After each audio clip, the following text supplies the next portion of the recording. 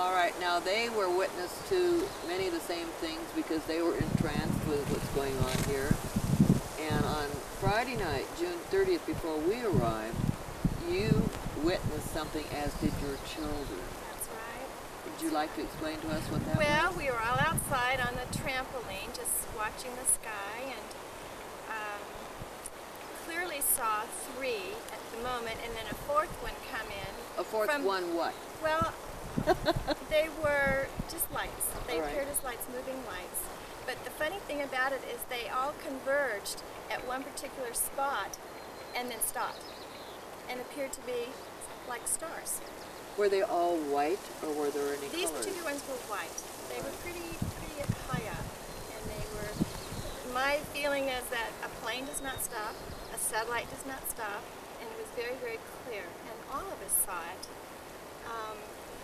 It was very interesting. It seems as if they just all conglomerated to one point and then stopped and looked stationary like stars. And then did they disperse in different directions? Well, our attention was caught with another one flying. Another one. Hear that? Another one.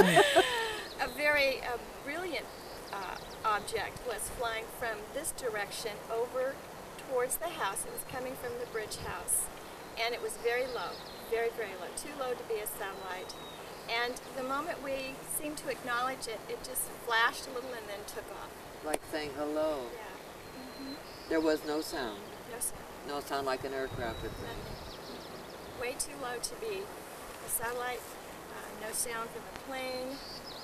There were no colored lights on this one, except it just flashed kind Now, of was it your younger son that was with you that was more noticeable, more aware of what he was seeing?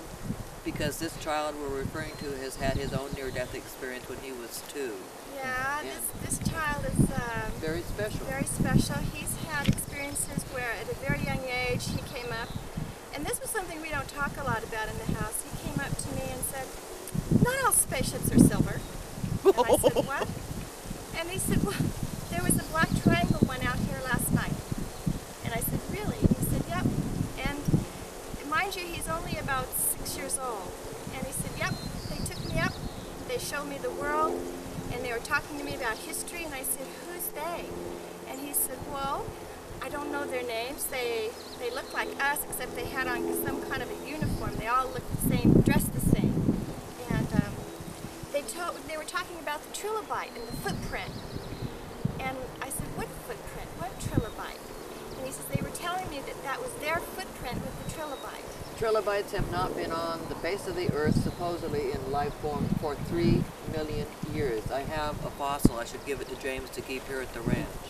And they were normally in Brazil, but yes, they were a water-type beetle. So, unbeknownst to me, I didn't know really what he was talking about, but just acknowledged it. And I said, "What else did they say?" And they just said that you will learn. You will remember and that you will learn. And the very next night, he said, "How's your bruise?" The following night, I said, "What bruise?" He said, "The bruise on your leg."